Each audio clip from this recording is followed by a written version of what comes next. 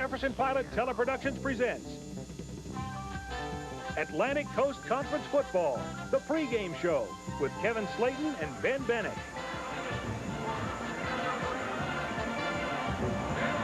Time for a rally in the valley here in Clemson, South Carolina. Better than 80,000 strong have gathered here at Memorial Stadium for today's showdown between the Tar Heels of North Carolina and the Tigers of Clemson. Very important game for Clemson if they hope to continue on the road to the Citrus Bowl. They are tied with North Carolina State for first place in ACC play, and the Wolfpack battle Virginia later today to keep their Citrus Bowl hopes alive. Both of those teams are tied with Maryland. The Terrapins will battle Penn State later in a team they haven't beaten in 90 years. Danny Ford knows it's a big one for him. I think our football team should be ready to play. We got no excuse. When you say North Carolina Clemson, you said enough right there. You don't have to throw in a record, in our opinion. And I know they're going to play very well, North Carolina. I just hope our young people are able to meet the challenge. The road to the Citrus Bowl leads through Maryland, North Carolina State, and Clemson. One of the three will represent the ACC, and the coaches know their mission.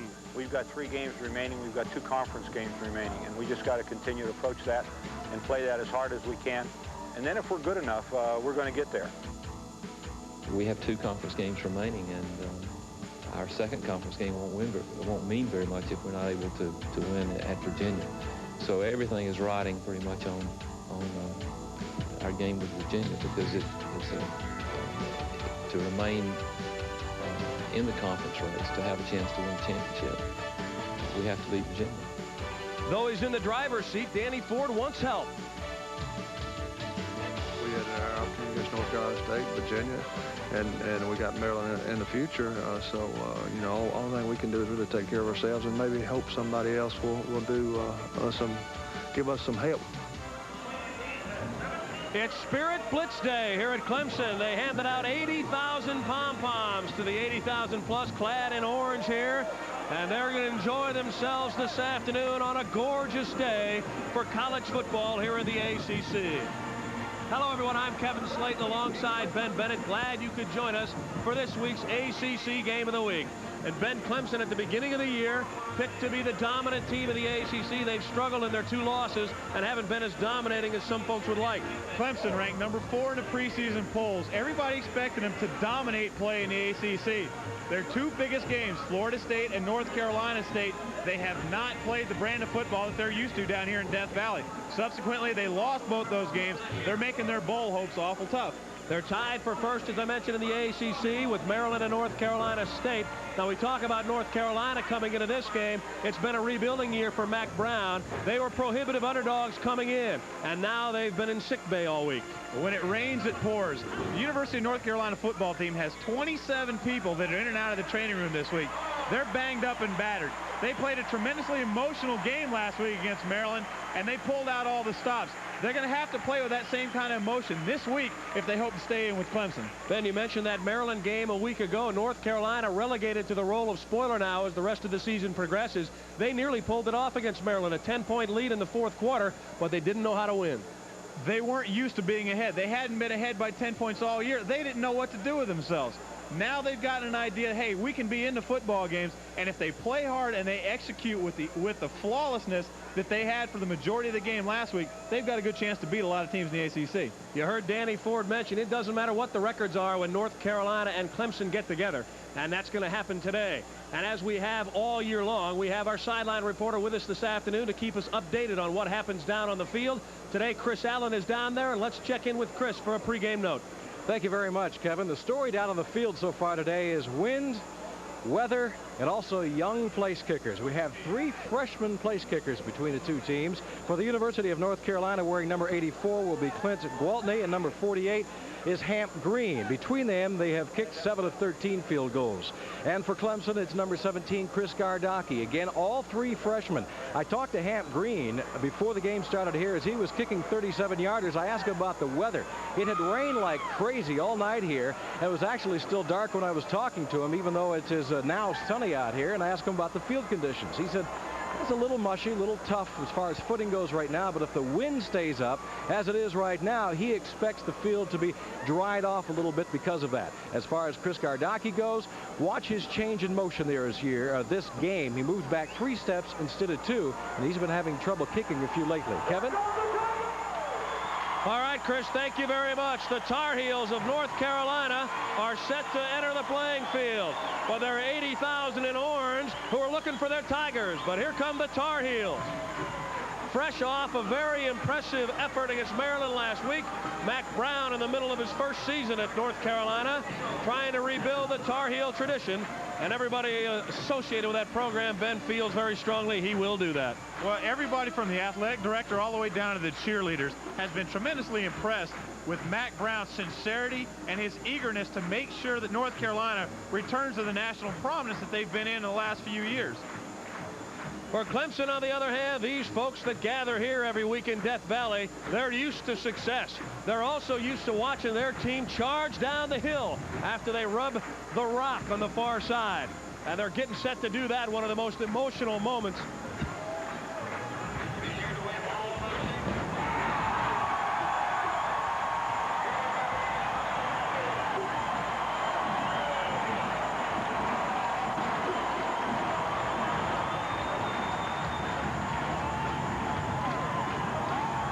Ford in his 10th year here at Clemson.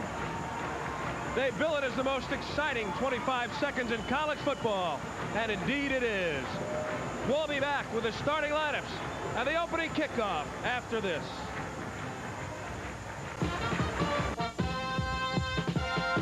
Jefferson Pilot Teleproductions presents exclusive live coverage of Atlantic Coast Conference football. Today's game is brought to you by the Jefferson Pilot Life Insurance Company. For insurance and financial services, better call JP. By Coors Light. There's no slowing down with the silver bullet. It's the right beer now. By the airline of ACC Country, Delta. We love to fly, and it shows. By Amoco Ultimate Lead-Free Premium. Amoco, your car knows. And by Ford and your Ford dealer. Have you driven a Ford lately? Live at Memorial Stadium in Clemson, South Carolina, the Tar Heels and the Tigers getting set to kick it off here in Clemson. A sellout crowd expected of better than 80,000 plus as they've journeyed here on a gorgeous Saturday afternoon. Kickoff temperature 63 degrees. The wind at 16, but it's gusting a little stronger than that. Humid day, partly sunny. The sun has peeked out now, and it looks like a perfect afternoon as the Clemson Tigers on Spirit Blitz Day are ready for college football. Today's starting lineup sponsored by AC Delco. Automotive parts that don't just fit, they match. Rodney Williams leads Clemson's offensive unit at quarterback. Terry Allen, the leading rusher in the conference. And, of course, Jennings and Hooper at the wide receiver spots are big targets. That offensive line has been blowing holes open all season long, and they've allowed just 1 sack all year. North Carolina has won the toss. They have elected to defer, so Clemson will receive to start the ball game. We told you about Maryland playing Penn State and North Carolina State playing Virginia. We will keep you updated on those scores throughout our telecast this afternoon as Clint Gowaltney gets set to kick it off for North Carolina.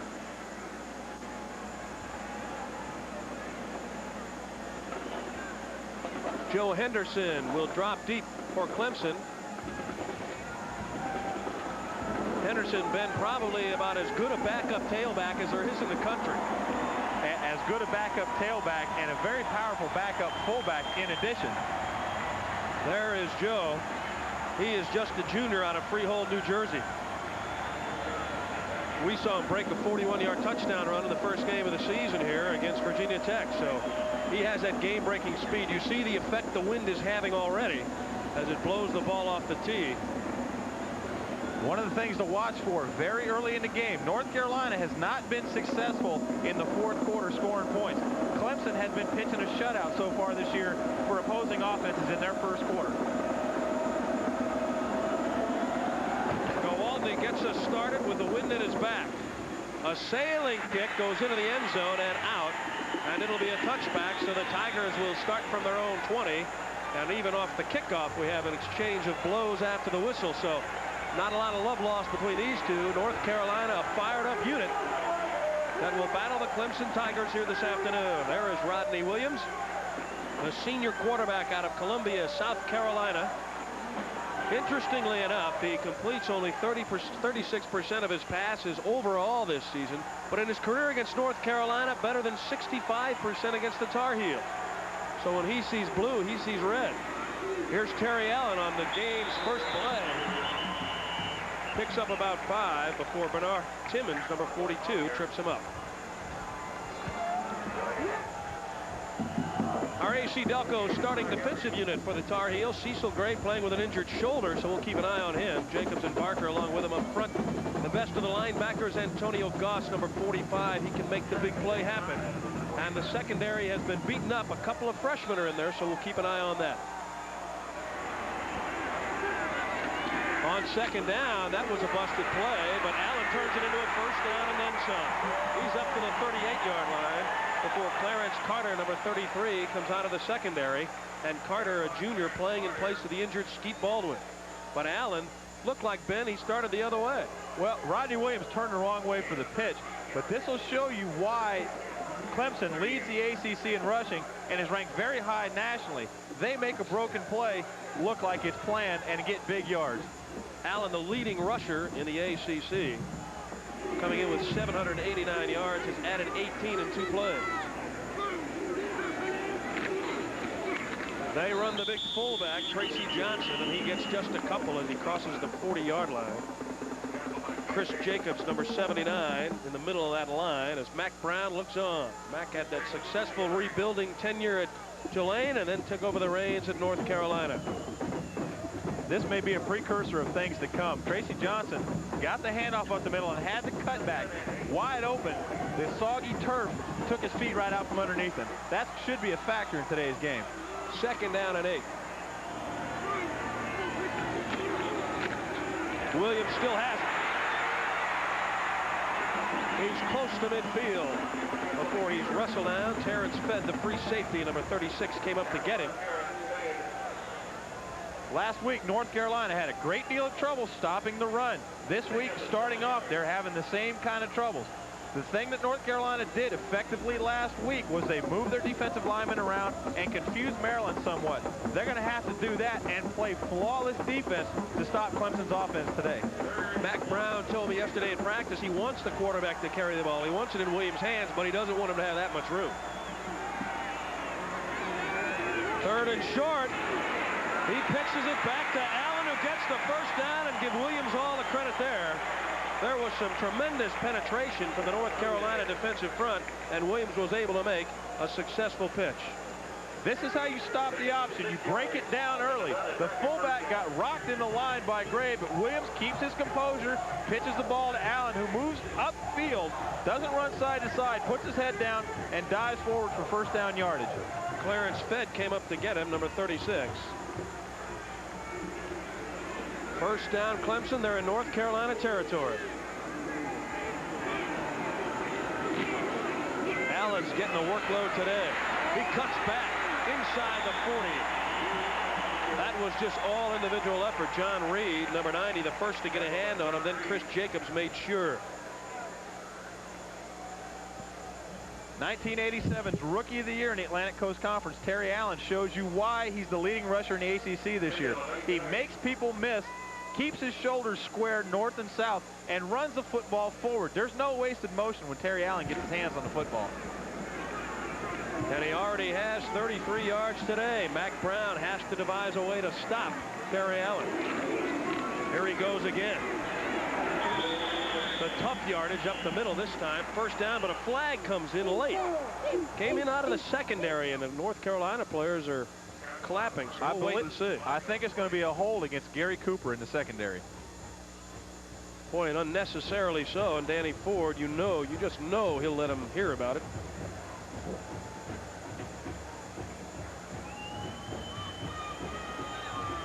It's a clip. It was well downfield, and that look tells you all. So does that one. One of the things. Flipping. High fence. Repeat second down.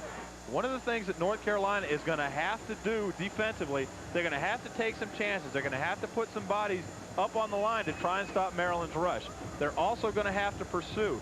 That opens North Carolina's defense up for two things that Clemson does extremely well. They run the reverse and they throw the halfback option pass. When you've got a defense that over pursues, both those plays can break for big gainers. The 2nd and 12 now. Williams with his first pass of the day is complete to Jennings, and it's a big one inside the 30.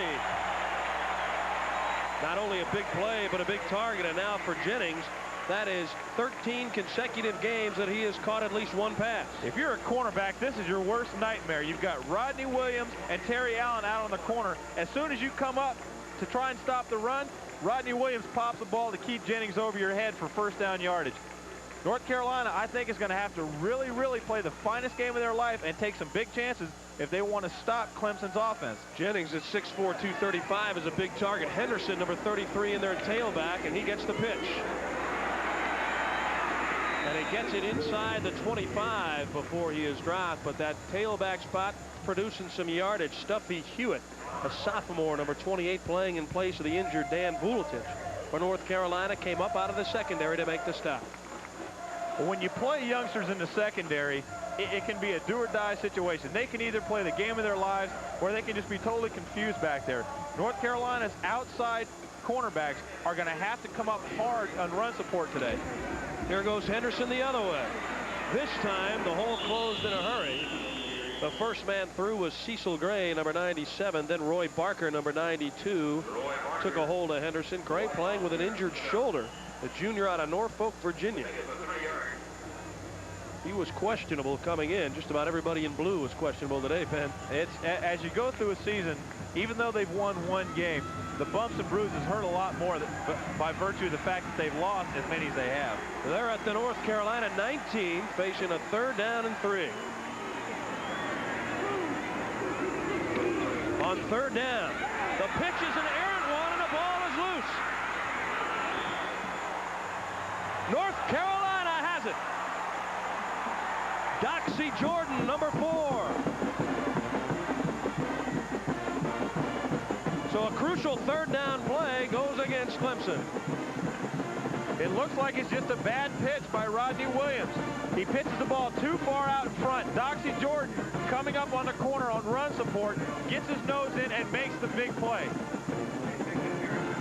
Again, Rodney Williams trying to read the defensive end, never gets a good look at Henderson, throws the ball too far out in front. One of the keys to this play is that Doxy Jordan has come up off the corner and got his nose into the tailback. We'll return to Clemson. More ACC action coming your way.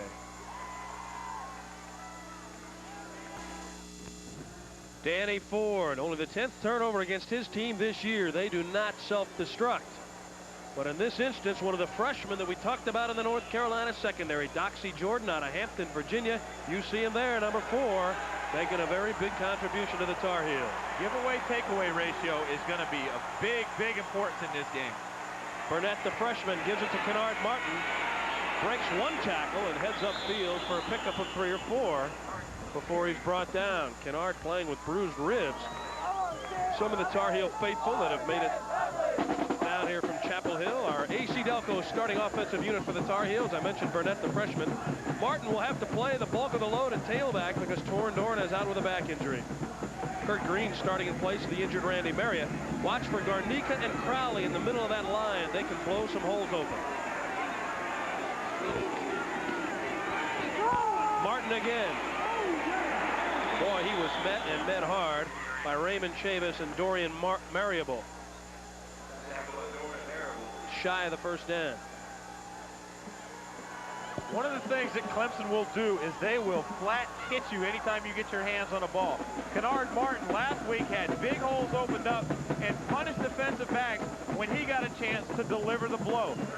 So far, Clemson is the one doing the hitting, and North Carolina is the one doing the receiving. 3rd down and 4. Martin again. He's close to the first down. Raymond Chavis again, number 79. Boy, he's all around the ball. He gets some help from Ed McDaniel, number 93, and it is a first down for North Carolina. Our AC Delco starting unit for Clemson defensively. Mark Dragg making a strong bid for all ACC honors, as is Richard McCullough. Chavis starting today. Ed McDaniel is a freshman. He's the leading tackler, and he didn't even play the first 2 games. Didn't start the first 2 games. And that secondary is probably all pro material, much less all ACC. Hand off to Benefield, and he finds the running room very stingy in the middle of that Clemson line. Number 55, Jesse Hatcher, getting up off the bottom of the pile. You know, Kevin, I mentioned early in the telecast that the giveaway takeaway ratio is going to be very, very important for North Carolina.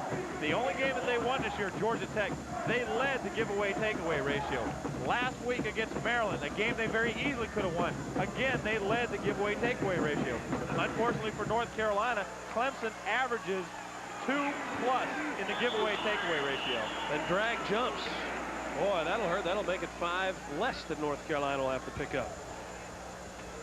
Mark Dragg, a senior out of Charlotte. Here's a guy with 9 sacks already this year. He's hungry for another one. A little bit too much so. Encroachment by the defense. 2nd down. James Thompson in at fullback for North Carolina. Danny Ford watching his team commit 2 penalties already here in the first quarter and a fumble. And they ate up better than 6 minutes of that clock on their drive, only to fumble it away to North Carolina. Martin goes in motion. They run the fullback, Thompson. Boy, he got busted as soon as he crossed the 40 and then wasn't able to pop it outside. Vance Hammond and Mark Dragg, number 85, makes the tackle. Thompson has never been tackled for a loss in his entire career. That's a great statistic. One of the things that North Carolina is going to have to do this afternoon, they're going to have to rely on Todd Burnett having a very, very accurate day. He can't make a big turnover today. Marriott is in at the top of your screen, number 23. He'll throw on 3rd down. For Blunt, it's broken up and intercepted. He may take it all the way. Vance Hammond inside the 20, inside the 10, and knocked out of bounds at the 6. Wolford knocked it away, and Hammond picked it up.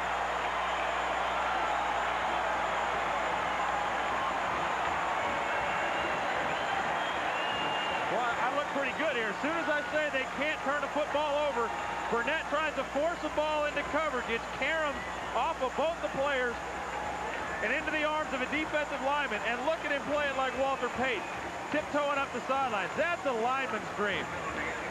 First interception of the year for Hammond. It was Burnett that knocked him out of bounds and saved the touchdown. The key to the play, Donnell Wolford gets in and gets his hand on the football after great coverage. Hammond picks up the carom and scoots down the sidelines looking like a nimble ballerina. Clemson will have 1st and goal from the 7, and this crowd is alive. We'll be back with more ACC football after this from your local ACC station. 6:18 left in the first quarter. Now let's go down to the sidelines and Chris Allen. Chris? Well, as it stands right now, you can see the ice pack on the leg or the ankle of Joe Henderson, who's one of the running backs for Clemson. And it seems like Clemson was very lucky this week, having no injuries for the first time in a long time. If anything, the problem was on the North Carolina side of the field. We'll just have to see what that means for Joe Henderson and the running game for Clemson later on today. Kevin? All right, Chris, that occurred on the play where the fumble took place the last time Clemson had the ball. Henderson trying to get the loose ball, got caught in a pileup. Clemson's turnover ratio, plus 16, leads the ACC, and they've come up with that interception. And here is Terry Allen trying to head for the end zone. He's tripped up in the backfield by Hewitt. He got through there first, number 28. Flag is down.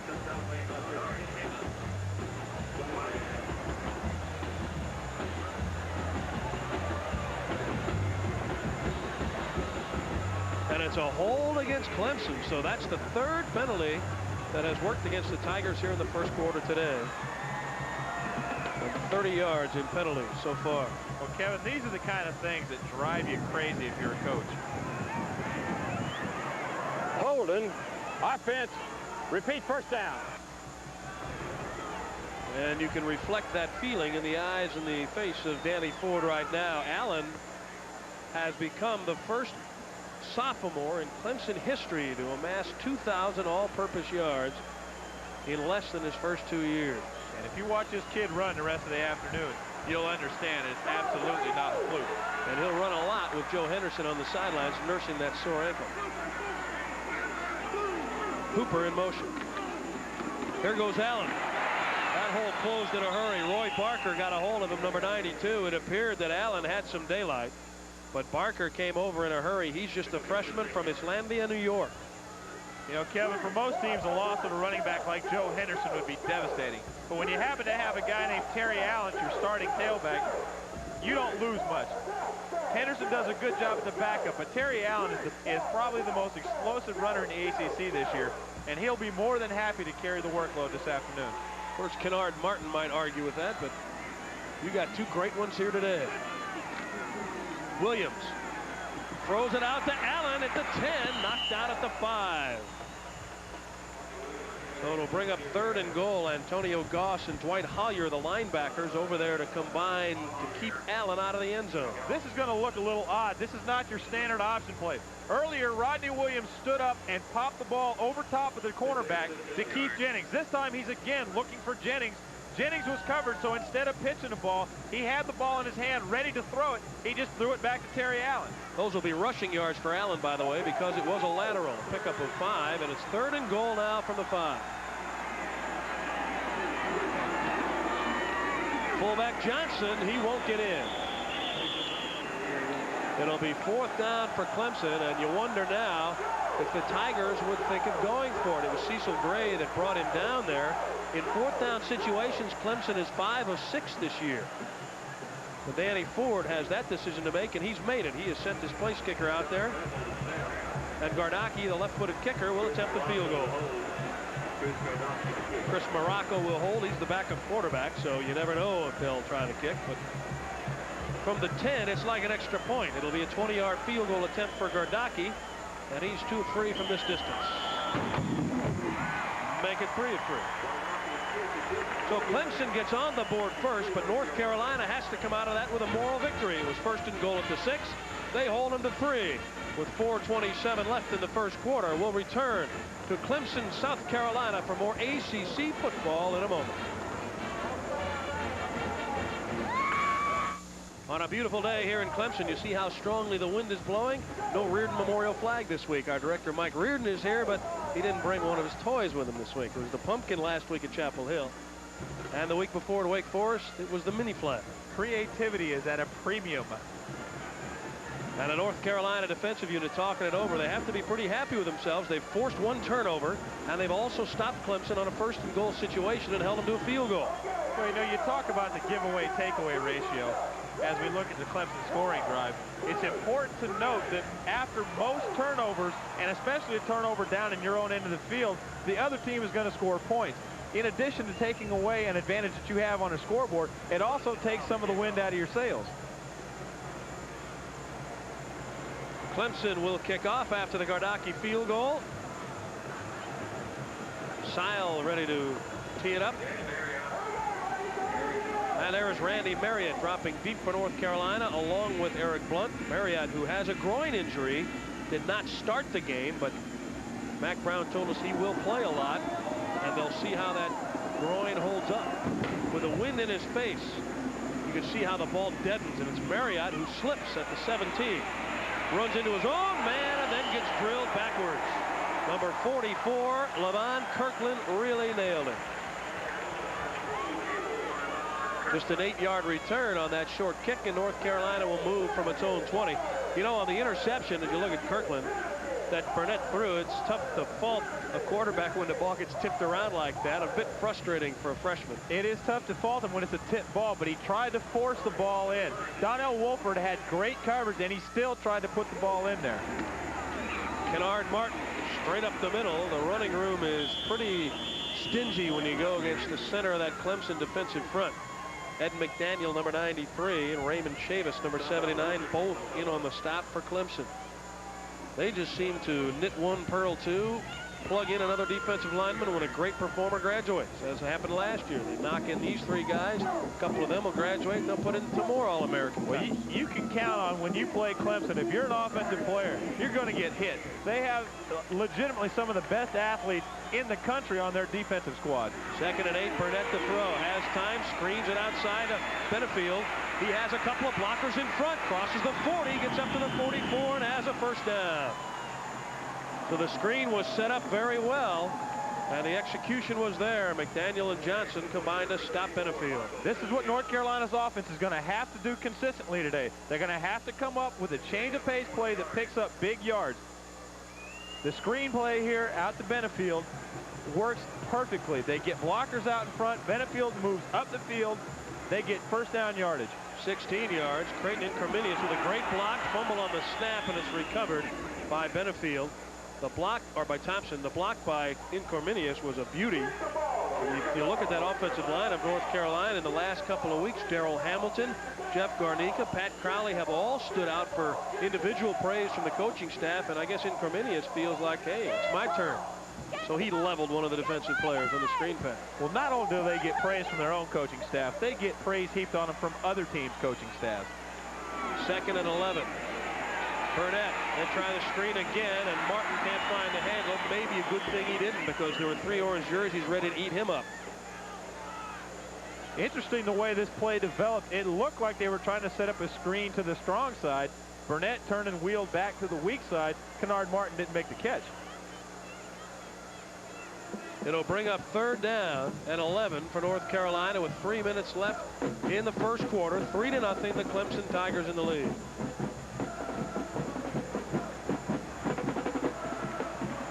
Look for Mark Dragg to cause all sorts of mayhem up front today. 5 defensive backs for Clemson. Burnett has some running room. He's big, but he can't get away. Gets to about the 46. Gene Beasley, number 27, came up from his strong safety spot to make sure Burnett didn't get away. And it's a punting situation for the Tar Heels. Burnett, already having thrown 1 interception today, is starting to get a little antsy in the pocket early. And that will happen when you play a veteran team like Clemson. He does make a good play, however, not to force the ball, scrambles up into the pocket, and gets as many positive yards as he can. Wolford drops deep for Clemson. Not a good punt for McAllister. He'll return it from the 15. Has some room.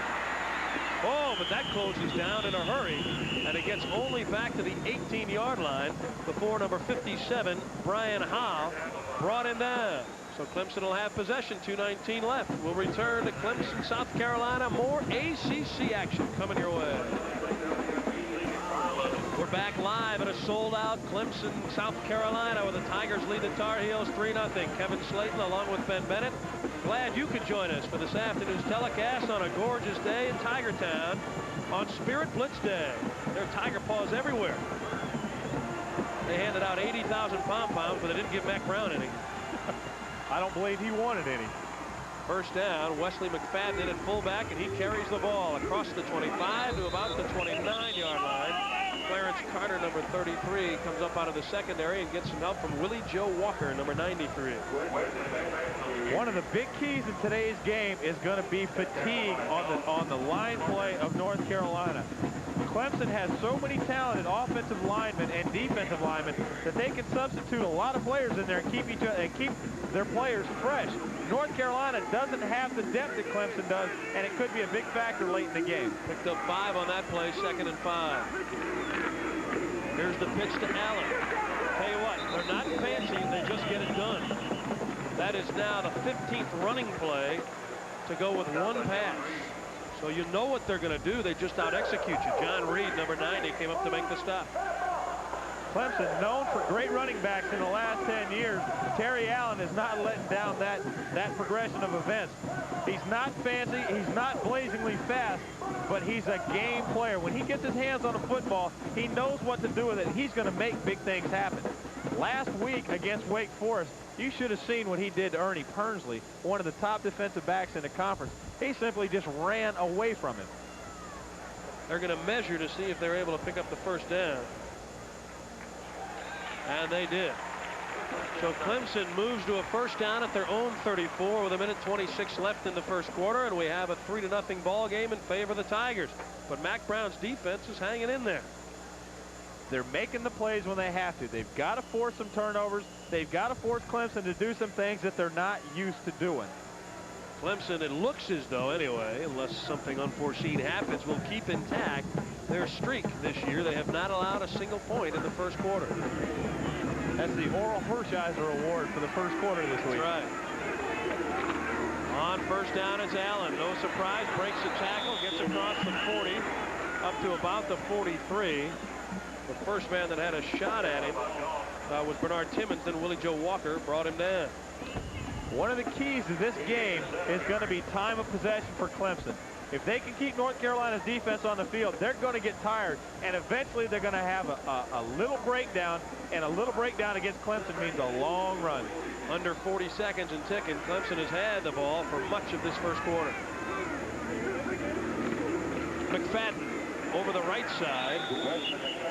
Doesn't get as far this time. Richie Shaw, number 96, and Dwight Hollier, number 53, in on the stop for the Tar Heels.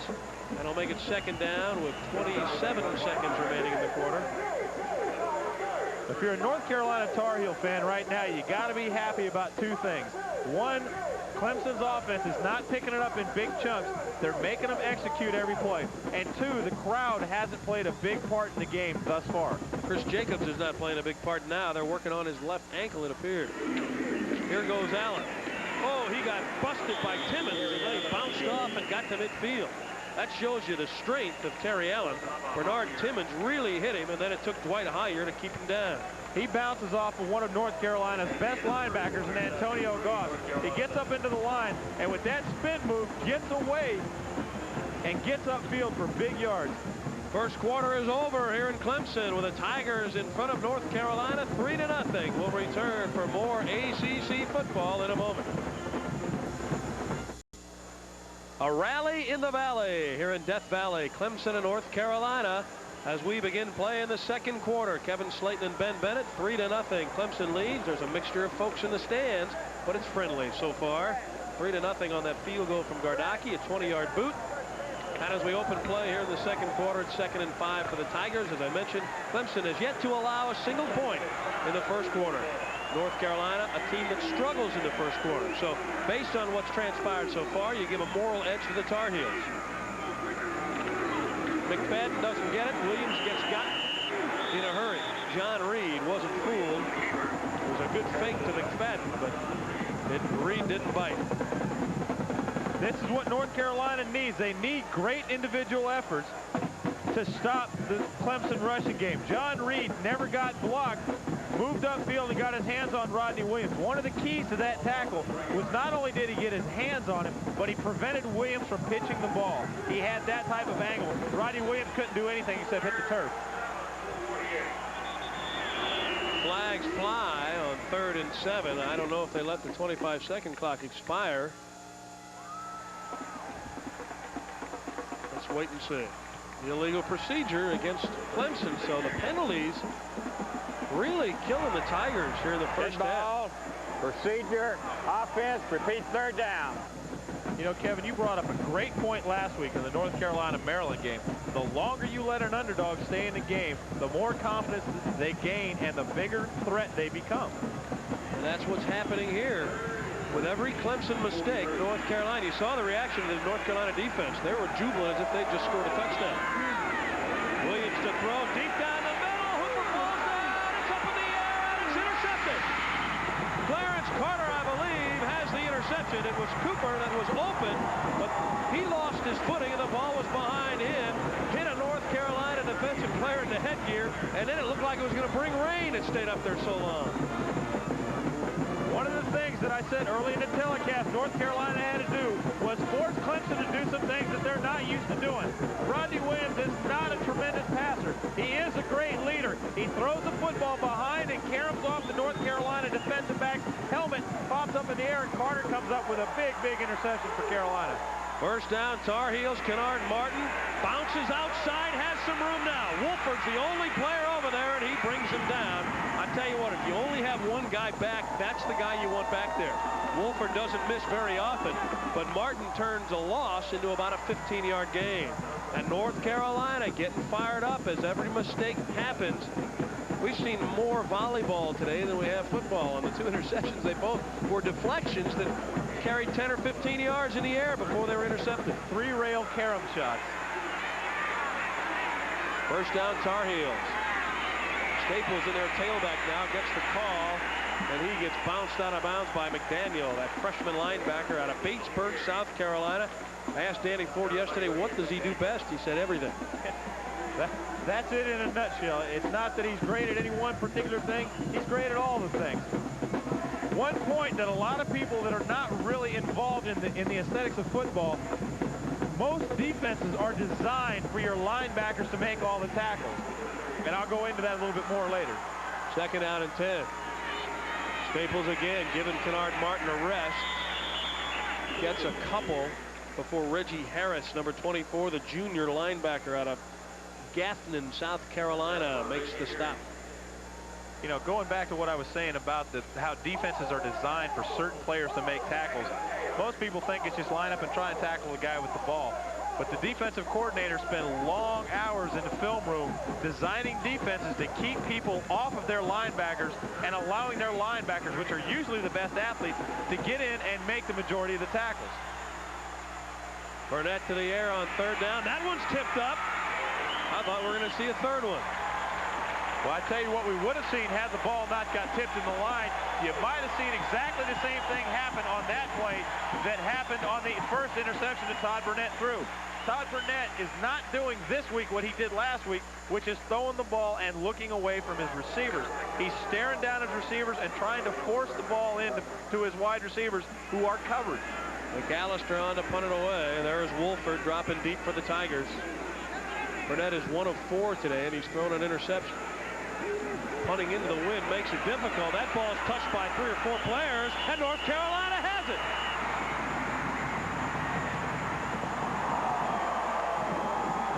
It hit one of the players in the leg, and it's tough to fault the players because that ball just died in the wind and they weren't aware of it.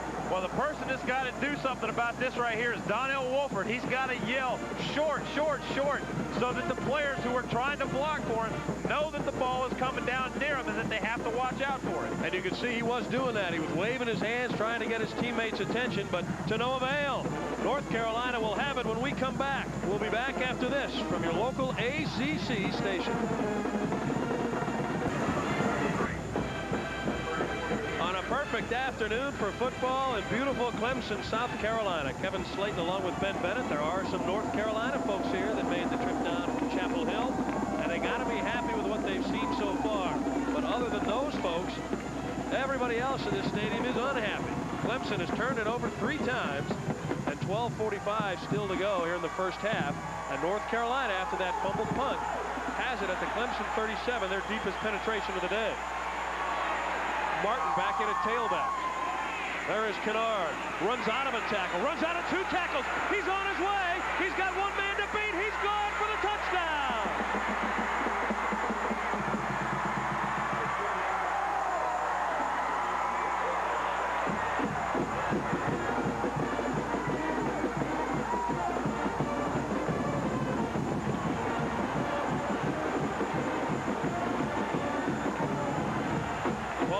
Will not get any better than that. He broke at least 2 tackles. Chavis hit him first, and then he just turned on the speed and ran away from Lott in the secondary.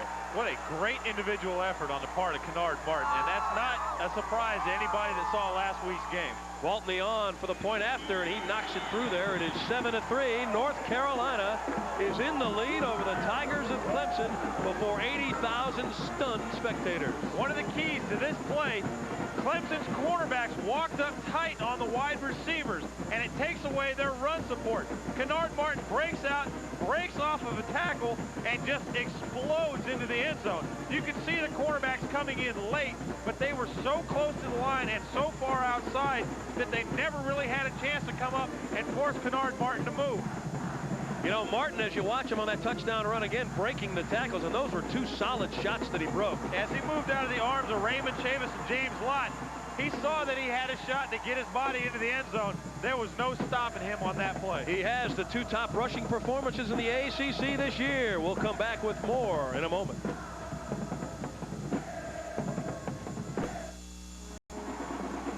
We're live in Death Valley, and right now it's like a morgue in here. 80,000 silent people. North Carolina yupping it up. They lead at 7-3 after that 37-yard touchdown burst by Kennard Martin. I mentioned as we went into the break that he has the top 2 rushing performances in the ACC this year, and it'll help him with that run. Here's what has played Clemson today.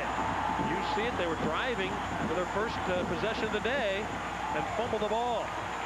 The amazing thing about this statistic is that Clemson is one of the top teams in the country as far as giveaway takeaway ratio goes. They're averaging a +2 takeaways per game. They've given it up 3 times in this game. North Carolina gave it back once. But the big one was that punt that was touched, hit the leg of a Clemson player, recovered by North Carolina, and on the very first play, Kennard Martin took it home. Waltney to kick it off. And took it home with some authority. Deep is Terry Allen. Henderson, we mentioned, who usually returns kickoffs, is injured, had an ankle hurt earlier in this ball game. And now they fumble the kickoff. And Allen does well just to get it back. Doug Thomas got in the way of Terry Allen and made him juggle it. And North Carolina, as we mentioned, the longer they stay in this game, they believe that they can win. Confusion back in the secondary. You've got to have somebody saying me, so that you don't have just this type of thing happen. Emotion plays such a huge part in the game of college football, and as you begin to gain confidence, you get more and more confident that you can come up and you can do anything. North Carolina is gaining it on every single play. Here goes Allen. Boy, he's getting a workload. He's up to the 25 before he's brought down over there by Hewitt. Stuffing, the sophomore stuffed the play. Catawba, North Carolina is his hometown. Not a good sign for North Carolina fans. Vance Hammond, the 6'7", 280-pound sophomore, limped off with what looks like a turned ankle.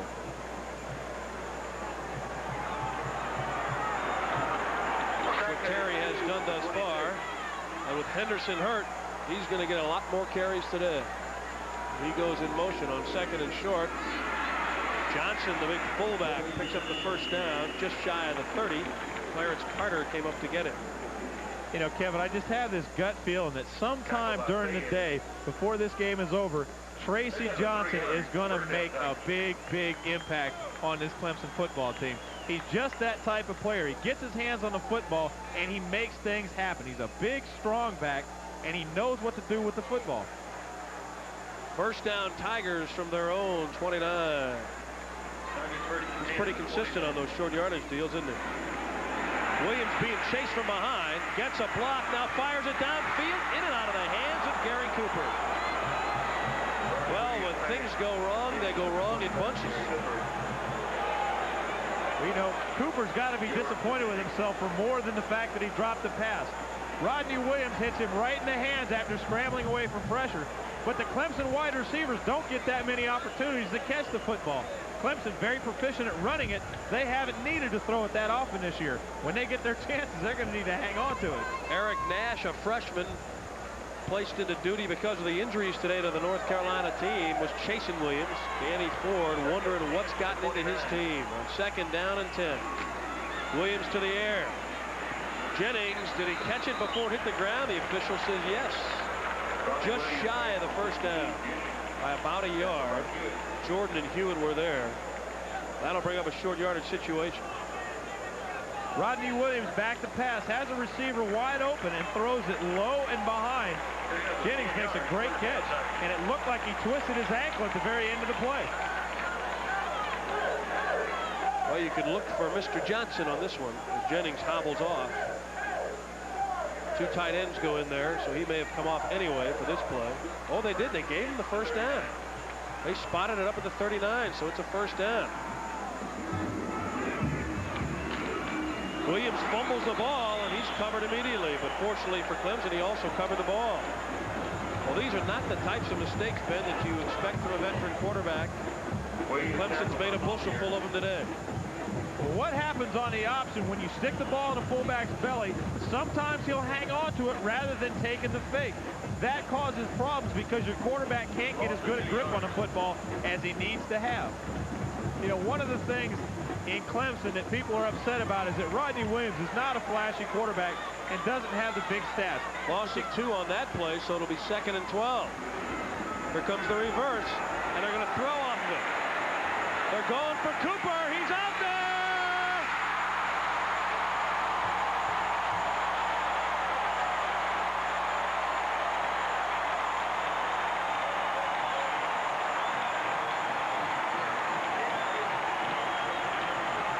Chip Davis, a wide receiver, threw it, and Cooper, who averages better than 37 yards a catch, caught it.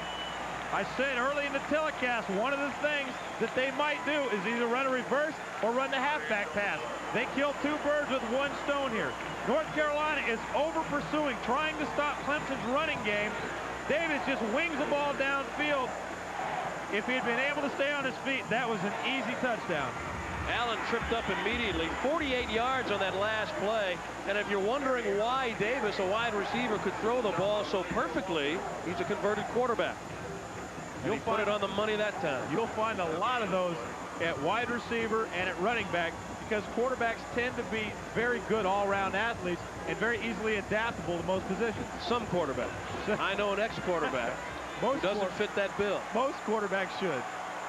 2nd down and 10 for Clemson. Present company notwithstanding. Williams pitches back to Allen. Oh, I mean, Cecil Gray was waiting, and he had a message to deliver.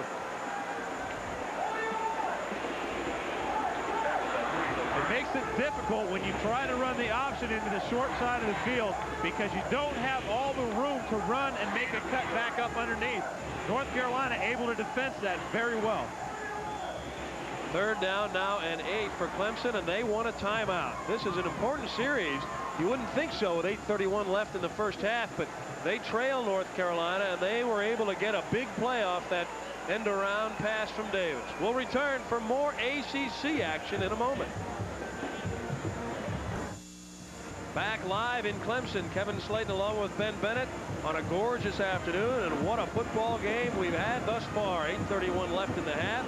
80,000 plus sitting in on what could be a major upset if North Carolina continues in the vein they've been playing thus far. They lead 7-3. Clemson faced with 3rd and 8 from the 13-yard line of North Carolina. As big plays go, this one is large. Williams will throw for it under pressure into the end zone. Touchdown! It was Hooper, not Cooper. Ricardo Hooper on the receiving end for the score, and give Williams all the credit. Rodney Williams answered his critics on that play. He put the football right on the money.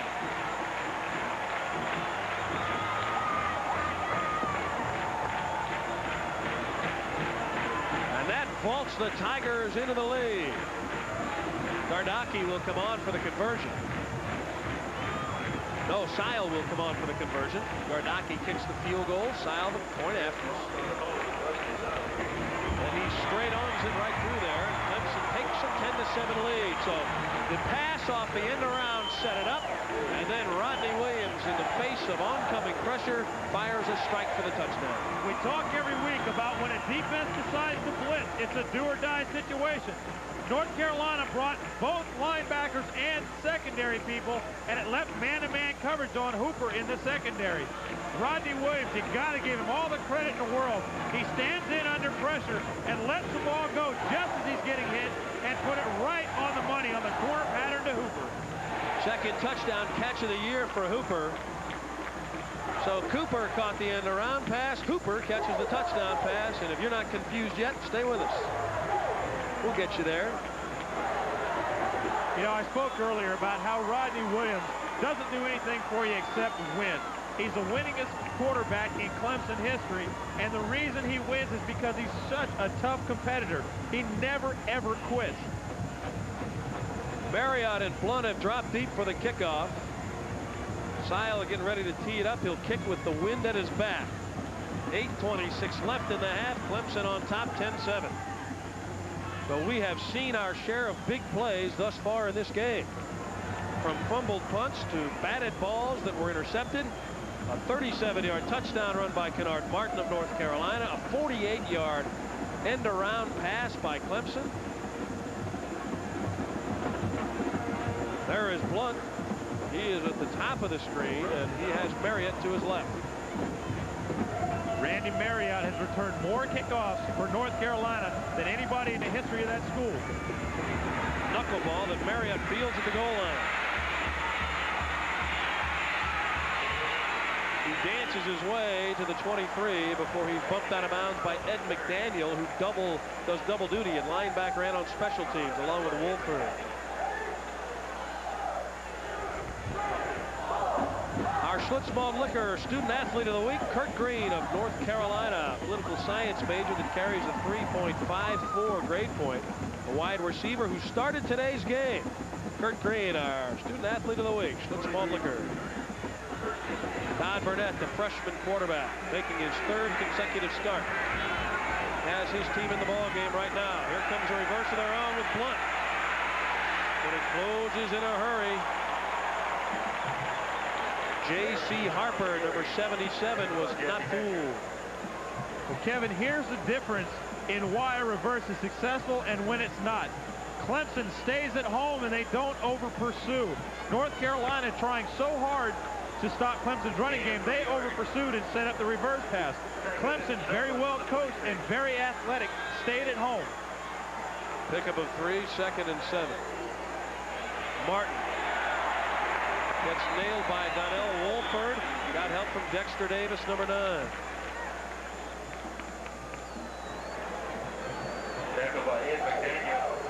Kennard came in here 2nd in the ACC in rushing to Terry Allen, his counterpart at Clemson. They'll stage a war for that rushing title the rest of the way. Martin has gotten himself into the race with his game last week against Maryland of 177 yards. He already has 66 today. Burnett in trouble, gets it to Martin, gets a good block, but there were just too many orange jerseys. Dexter Davis, number 9, broke through, and that's a fired-up defensive unit for Clemson. Boy, what a touchdown will make mentally on a team. And in addition to that, unfortunately for North Carolina, it brings the Clemson crowd back into the football game. Wolford dropping deep for the punt that will come from McAllister. Oh, they got a piece of it. It rolls around over the 40. Arlington Nunn, number 39, got through there and blocked it. So we've had a little bit of everything for you here today, and right now the tide has turned in favor of Clemson. Just a 16-yard punt after the block. A little mental breakdown in the offensive line of North Carolina allows Nunn to come in here and get his hands on the football. He didn't get all of it, but he got enough of it to slow the punt and give Clemson great field position. North Carolina's fortunate that he didn't block it fully and result in a touchdown. We'll return with more ACC college football after you see this.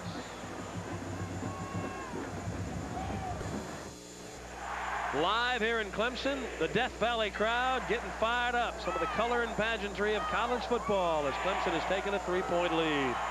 We talk about the importance of this game for Clemson. North Carolina State and Virginia tangling today as well. Maryland and Penn State. Georgia Tech at home against VMI, and Duke and Wake Forest battle. That North Carolina State-Virginia game, of course, North Carolina State, Maryland, and Clemson all tied for first place in the ACC and the road to the Citrus Bowl. That is a live shot in Charlottesville. The two coaches on your left, George Welsh, on your right, Dick Sheridan, they're ready to do battle there today. And we will update you with live shots from Charlottesville as long as we are on the air here today from Clemson in an effort to keep you abreast of what's going on the road to the Citrus Bowl. There is Mack Brown. Tell you what, you don't think these coaches get a workout just standing on the sidelines? First down Clemson now. They're at the 42 of North Carolina after that block punt. Terry Allen tries the short side of the field. He just runs out of room. Clarence Carter over there, number 33. They'll run him out of bounds. An interesting note for some of the casual viewers in the audience. People ask questions all the time. Why do certain things go on offensively and defensively? You'll see North Carolina's defensive line shift sideways about 3 feet on occasion. The reason they do that is because as they move to one side or the other of an offensive lineman, it changes the blocking assignments and confuses the offensive line. I hope the casual viewer could pick that up. That is interesting. Here's Williams tossing it outside for Johnson, but he can't hold on. Stuffy Hewitt was there. So Rodney a little bit high on that delivery. But I'll tell you what, the touchdown strike he threw, and Ben, you mentioned it, but when you got two guys coming at you like that, as we look at this, it's a tough throw. Well, this is an even tougher throw because it's so open and you're so close. It's like having a 2-foot putt. Your knees start knocking and you try to guide the football rather than just rearing back and throwing it. The two coaches, 3rd down and 7 for Clemson. The Tigers at the 39 of North Carolina. Williams has hit 3 of 6, and he'll go to the air again. Here comes the rush. Gets away, now throws, incomplete.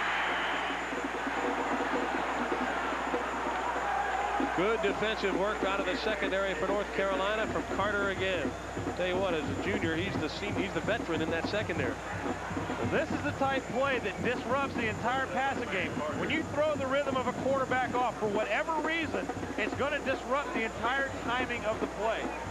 Cecil Gray was the one who got in there pressuring Rodney Williams. It was intended for Chip Davis. And they are going to send Gardocki out for a 55 or 56 yarder, depending on where they spot it, with a wind at his back. He has the leg for it, but he missed it. That would have been good from 65 if it had been on target. Well, he had a gale force tailwind behind him. He had plenty of leg. He just pushed it. That would have been the longest in the ACC. Thus far, the longest is 54 yards. So North Carolina's defense does a great job of holding Clemson in check that time. After a block punt, you look for a team to lay down, and if they're ever going to be down, that would have been the time. But North Carolina's defense did a gut check and held Clemson right where they were. 6:12 left in the first half, 10-7 the Tigers. An important drive for North Carolina. Kennard Martin. Donnell Wolford comes up from his cornerback spot to drill him out of bounds. Let's go down to the sidelines now, and Chris Allen. Thank you, Kevin. I'm down on the sidelines to show you on the North Carolina side what it's like, the difference between being a 6'6" quarterback and a little over 6 feet, like the two quarterbacks here. Todd Burnett has that advantage of being able to actually see the field. This is the view that you get trying to look at the field from here, and it's basically impossible to catch into the action. Can you imagine the difference? Ben, you probably can imagine the difference. I've never been 6'6", so I know what he's talking about. Closest we get to 6'6" is if we use a step ladder. Burnett on the run, in and out of the hands of his tight end, John Keller. Well, there was a lot of real estate in front of Keller had he been able to hold on. Well, this is a tough catch for 2 reasons. One, the ball is thrown hard and out in front. And 2, watch as Todd Burnett rolls. He throws the ball, and it comes out from behind players. John Keller may have had trouble picking the ball up initially, and it may have been a late reaction to get his hands on the football. It was Variable, the linebacker, who got himself in the sight line of Keller. So it'll be 3rd down and 7. Here comes the blitz. He's in trouble. Down he goes.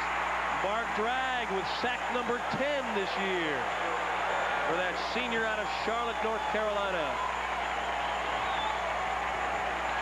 One of the things that Todd Burnett has not learned to do yet is to get rid of the football and get out of trouble when the pass rush gets to him. He stands back in a pocket and takes a big loss. If you're North Carolina, you can't afford to give up those kind of sacks. How strong do you suppose Dragg is? He took down a 6'6" guy with one hand. Here's a high spiral coming down to Wolford at his 32. In trouble, he won't go. He fumbles the ball, but they'll blow it dead. The officials right on the spot to blow it down. Don Millen got down there first for North Carolina. So the Tar Heels doing well covering punts today. Wolford, one of the top return men in the country, just really has nowhere to go. He's trying to scrape away from traffic, and boy, that was as close as they get. Couldn't tell from that angle if he had popped it loose before he hit the ground or not. But you gotta know what a great job the referees do here. There goes Allen over that left side. He gets to about the 39. Stuffy Hewitt, number 28. The ball coming loose again. They're arresting for it. 2 players duking it out now over on the far side. There go the flags. not sure what precipitated it. The ball came popping loose all the way to the 50-yard line. I can tell you what's been happening all day. The wide receivers get credits for what are known as knockdown blocks, and they really try to chop the legs out from underneath of the North Carolina defensive backs. But what's happening when you've got players this size? Personal foul here, dead ball, personal foul here, offsetting fouls. Now that's, you know, and the officials do a wonderful job, but I'll never agree with that because somebody had to start it. Well, a lot of times they don't see who starts it. But to go back to finish what I was saying, Clemson has got some of the biggest wide receivers in the country. They've got guys that go 6'3" or 6'4" and 235 pounds and 6'3" and 195 pounds. Those guys would be defensive ends on most people's teams. Allen has 85 yards already, 2nd and 4 for the Tigers. 4:30 remaining in the first half. First man through is McFadden. He breaks a tackle and gets to the 48-yard line before Bernard Timmons, number 42, gets a hold of him. Wesley, just 6 foot, 200 pounds of pure muscle coming through there. You ask McFadden who made that play, and he'll tell you the offensive line. Jeff Back and Jeb Flesh did a great job of opening a hole. McFadden keeps both hands on the football in traffic and falls forward for positive yards. Timmons hit him a good shot, too, as he came through the line. First down, Tigers, their own 47. Terry Allen cuts it back and gets knocked down. Hollier got him at about the 46-yard line. Well, we're seeing two great tailbacks today. Terry Allen for Clemson, Kennard Martin for North Carolina. It just so happens at the top two in the ACC. You know, this looks like a sawed-off version of Marcus Allen. He does everything that Allen does so well. He cuts back, he makes people misses it, and he gets his shoulders square north and south and gets upfield. There's no wasted motion when Terry Allen runs the football. Second down now and 3. Here he goes again. Tries the right side. Bullock, Victor Bullock, the junior, number 15, out of Henderson, North Carolina, got a shoulder full, but he was able to bring him down. Allen is approaching 100 yards in a hurry. He has 99 today, and he averages 98 plus per game for the season, which leads the ACC. So he's beaten his average here in the first half alone. And again, he's showing great field awareness as he cuts back and finds the open hole no matter where it is.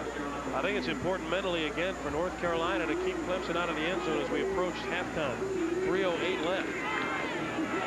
Here goes Williams, and he gets busted as he gets to the corner. Finds the running room very slim in the person of Antonio Goss, number 45, the linebacker. Well, you want to talk about the ultimate competitor. That's Rodney Williams. On the option, he's got a choice to pitch the ball or keep it. He knows he's going to get hit, but that's the safest option that he has. He turns the football upfield and gets what he can get. 2nd and 7 now as Henderson being carried off the field with that left ankle that is wrapped in ice. Allen, or McFadden, I should say, close to the first down, near the 30. They'll shift McFadden back to the tailback spot, especially now with Henderson leaving the stadium.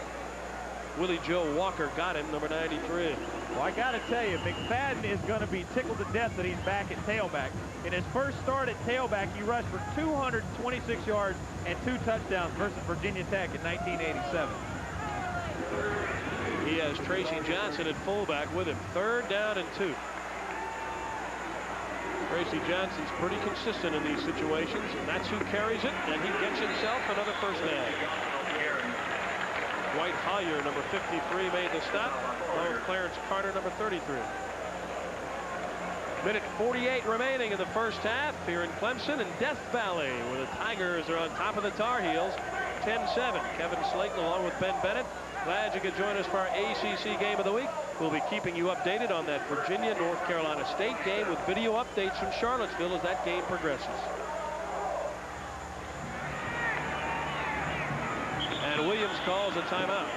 The other team tied for first place in the ACC, the Maryland Terrapins, battle Penn State today, a team they have not beaten in 90 years of triumph.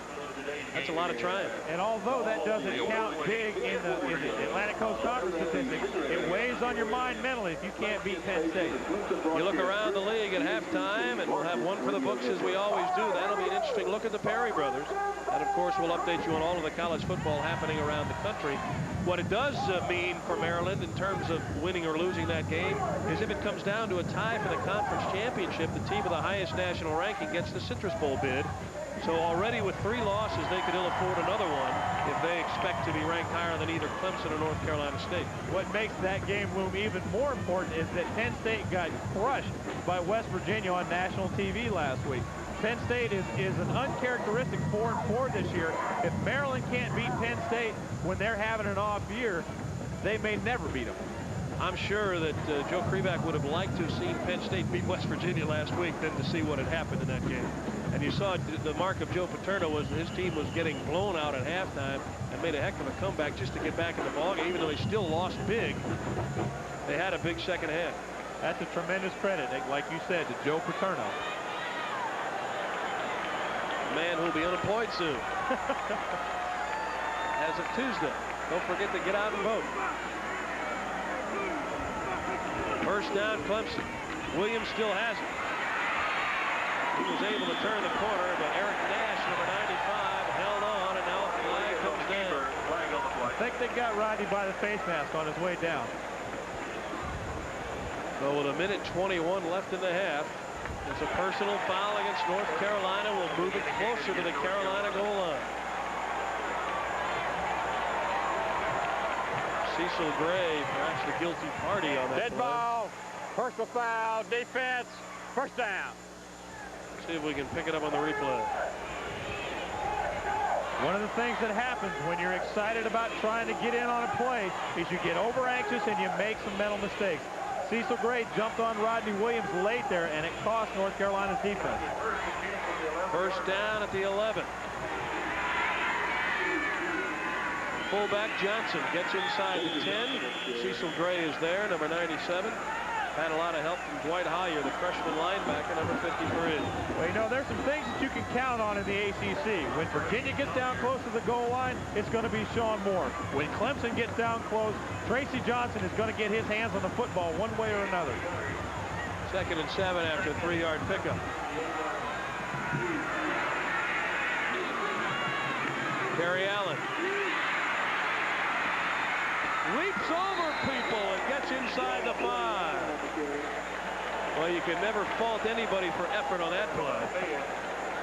I mean, he wanted the goal line in a bad way. Although it only picks up a couple extra yards, this leap at the end of the run shows the entire 80,000 Clemson faithful Terry Allen wants to win this football game in the worst way.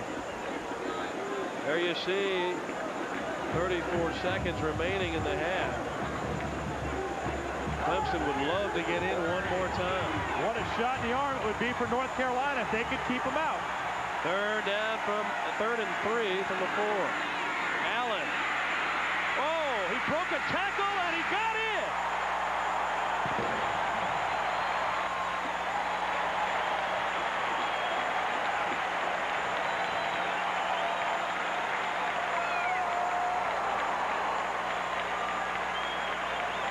You can't coach desire, and this is what Terry Allen shows on this play.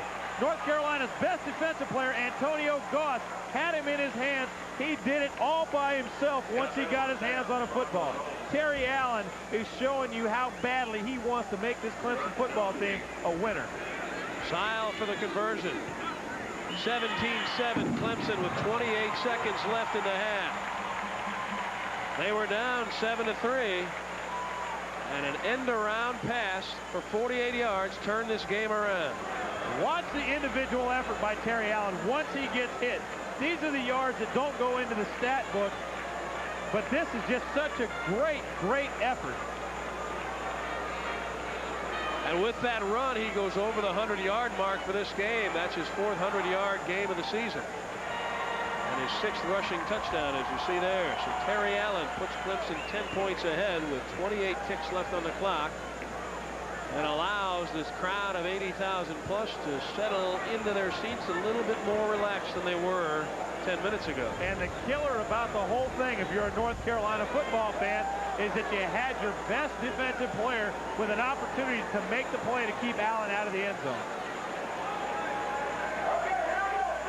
And even still, as that touchdown comes in the last 30 seconds, the effort from North Carolina here in this first half has to give them confidence.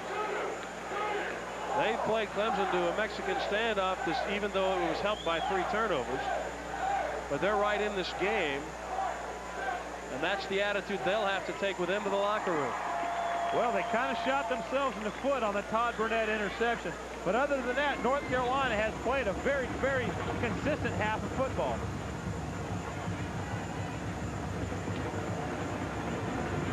Mac Brown was saying yesterday his team has to play about as well as they can, and Clemson has to help out. Well, Clemson has helped out so far. You can forget that one. With the wind in his back, Sile knocks it out of the end zone. That cannon went off right as he kicked the football, and boy, did he put some wood to that one. There's the scoring drive. That was the most consistent drive of the day for Clemson, other than their opening drive when they took it and drove down deep into North Carolina territory, only to fumble on a pitch out. The key to the entire drive was that they didn't make the little nagging mistakes that stop you from moving the sticks. Martin makes a nice move at the line of scrimmage, bursts into the open field. Kennard Martin to the 40 and gets out of bounds at the 43. I'll tell you something, there's a guy that can make something out of nothing. Well, you know, if you're North Carolina, you want to get out of the half without making a mistake, and you want to be relatively conservative. Being conservative and handing the ball to Kennard Martin don't go in the same breath, because this guy is an explosion. He gets his hands on the football, and he is going to make some things happen. Well, we told you how Terry Allen's over 100 yards. Martin now has 92. The top 2 rushers in the conference having big days, and there goes Burnett. Otis Moore with the sack, his 3rd of the year. That should pretty well put a staple on this first half. Well, what kills you there is not only did he get sacked, but he got sacked and allowed the clock to run out. So Clemson comes back after trailing 7-3 and takes a 10-point lead to the locker room as they bid to defeat North Carolina and remain with a share of first place in the ACC. The Tigers coming in here with just 1 conference loss, tied with both Maryland and North Carolina State. Both of those teams will play later on, but North Carolina State has the only conference game. Maryland plays non-conference foe Penn State. Next week, Clemson will battle Maryland, so that will be, no doubt, a big game in determining who will represent the ACC in the Citrus Bowl. No matter what happens today, those 2 teams will still be in the hunt next week. Now let's go down to the sidelines and Chris Allen. Chris? Thank you, Kevin. We were trying to get a little comment from Coach Danny Ford, but he had a very intense look on his face, as did the entire team when they passed me by. I think they are concerned with a couple of things. Hanging on to the football, as you mentioned earlier, which was one of the fortes. And also the other thing you mentioned, North Carolina is just playing well out there, except for a play or 2. Kevin? All right, Chris, thank you very much. We'll return to Death Valley. We're at halftime, 17-7 Clemson, after this from your local ACC station.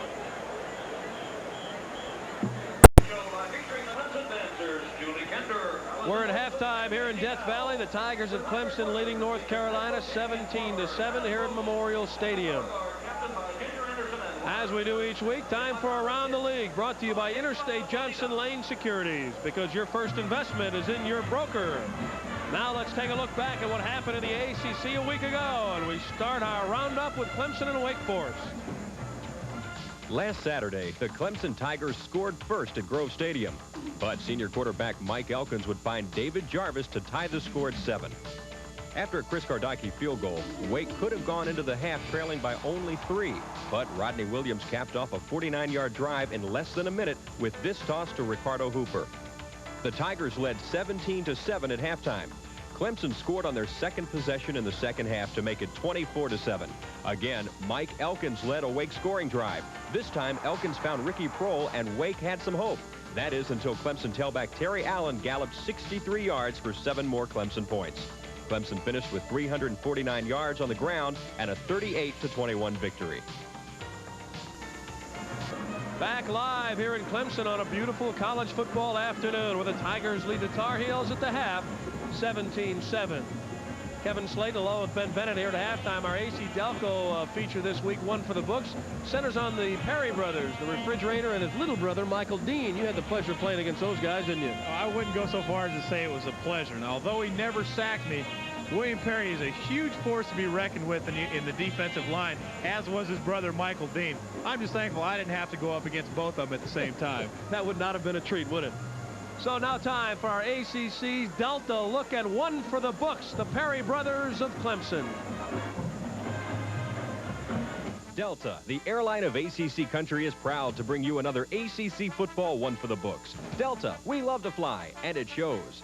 The legend of Clemson's Perry brothers began in Aiken, South Carolina. Coach Danny Ford speaks of their mother's influence. She gave them a lot of their personalities, and both of them had outstanding personalities. And athletic ability, I don't know where they got that from, but they had an excellent athletic ability, probably from their father.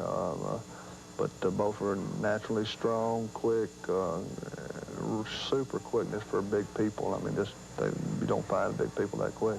Williams' 27 tackles for a loss in 1984 is a Clemson single-season record. That season, he also had 10 quarterback sacks, giving him a career total of 27. For 7 years, ACC coaches faced William or Michael Dean or both. Bobby Ross recalls a play made on Willie Joyner when he coached at Maryland. Willie was having a good day and broke down the sideline, and all of a sudden, just out of a clear blue sky, this massive human being ran down our running back. I mean, he chased him down. He made the play, and of course it was a refrigerator. And yet I thought Michael Dean was probably every bit as good a player. Maybe not as intimidating size-wise, but as a player, very much so. Our first game here at Georgia Tech against Clemson, on the very first play, Michael Dean was into our backfield before our quarterback actually had taken 2 steps away from the center. And I think that set the tempo for that whole game. Michael Dean didn't want to be considered William's little brother. He wanted to be his own man, and I think he established that. And when he broke the sack record for on quarterback sacks, he established his own identity there, of course. The 28 career sacks is also an ACC record, as Michael Dean made his mark in the Clemson record book, too. In addition to his career sacks total, Michael Dean is also ranked #1 at Clemson in tackles for a loss, with 61 over his 4 years on the defensive line. That is also an ACC record. 1984 had to be a nightmare for opposing coaches. Several times, Michael Dean and William lined up side by side on a defensive line noted for its stinginess.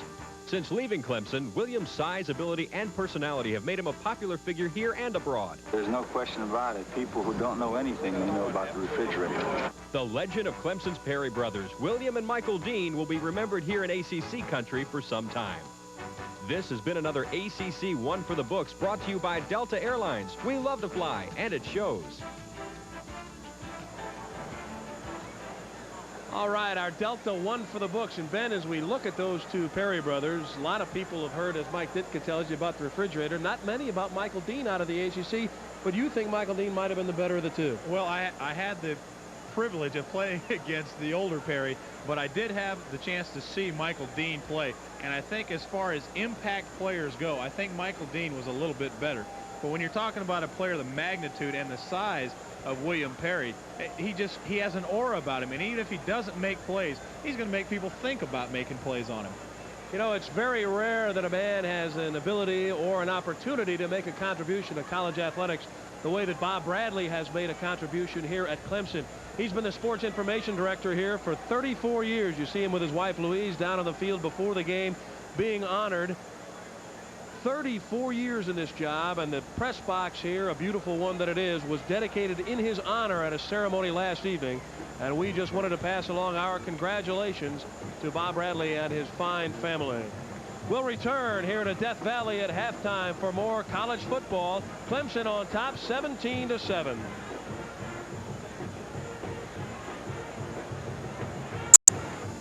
Let's get you up to date on some of the college football around the country. Georgia Tech is leading VMI 3-0. That one's in the second quarter. Palmer's field goal of 22 yards.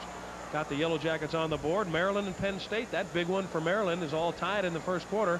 The Terps playing at Penn State. That's a tough place to come home with a victory, but they need it badly today. That one now in the second quarter. North Carolina State and Virginia. The Cavaliers have won 2 in a row, and they would like nothing better than to upset the Wolfpack, a team that is tied atop the standings in the ACC with Clemson and Maryland. Notre Dame well out in front of Rice. The top-ranked Fighting Irish headed for a showdown with second-ranked Southern Cal. And then the winner of that game will probably get a shot New Year's Day or the day after for the national championship. Indiana out in front of Illinois, 10-0. The Hoosiers trying to stay in that Big Ten race, chasing Michigan. But Indiana had their head-to-head battle with Michigan explode right in their face. Georgia leading Florida by a field goal, that one early in the first quarter. Our game here, 17-7 Clemson. Then North Carolina got ahead early. Clemson was able to come back with 2 second-quarter touchdowns. Now, mentally, if you're North Carolina, does that destroy you, or are you very happy that you're just 10 behind? Well, you have to be pleased by virtue of the fact that most of the games that North Carolina has played this year, they haven't even been close at halftime. The 2 games that they played and been close at halftime, they've won one, and they had every opportunity to win last week against Maryland. They've got to be excited by that fact. Now they've got to come out in the second half, and they've got to play flawless football, and they've got to make Clemson make some mistakes. Which Clemson did obligingly so in the first half. They turned it over 3 times, and that helped North Carolina get their 7-3 lead. So if you're Clemson, you want to stop those mistakes. If you're North Carolina, do you do anything differently? Well, the one thing that they did well in the first half was that they ran the football well. Clemson's going to make some adjustments in the second half to try to stop that. Todd Burnett is going to have to come out and do 2 things. He's going to have to execute, and he's going to have to avoid the turnovers. All right, we've mentioned the importance of these games over the next 3 weeks in the picture for the road to the Citrus Bowl. Clemson, North Carolina State, and Maryland all tied atop the standings as they prepare to head down to the home stretch. Next week, Wake Forest and Mike Elkins, their fine quarterback, and of course, Ricky Proehl, the great receiver to Wake Forest. They will battle Georgia Tech. There's Bill Dooley, the head coach of Wake Forest, and they'll take on that tremendous big play defense of Georgia Tech. The Yellow Jackets will be trying to knock off the Demon Deacons. You know how good they played against South Carolina when the Gamecocks were ranked number 8 in the country. They blew them away. And Georgia Tech and Wake Forest will battle next week in one of our games. You will either see that one with Bobby Ross leading the Yellow Jackets, or you will see our other telecast next week, which will be Clemson against Maryland. Those 2 teams should emerge tied if everything goes as expected for the league lead. Neil O'Donnell having a great week last week against North Carolina. He's had a great season leading the Terrapin offense, and he will lead Maryland with Coach Joe Krivak next week against the Tigers of Clemson, whom you're watching here today. You'll either see Wake Forest, Georgia Tech, Clemson, or Maryland as we continue on our road to the Citrus Bowl. We'll be back to Death Valley after this from your local ACC station.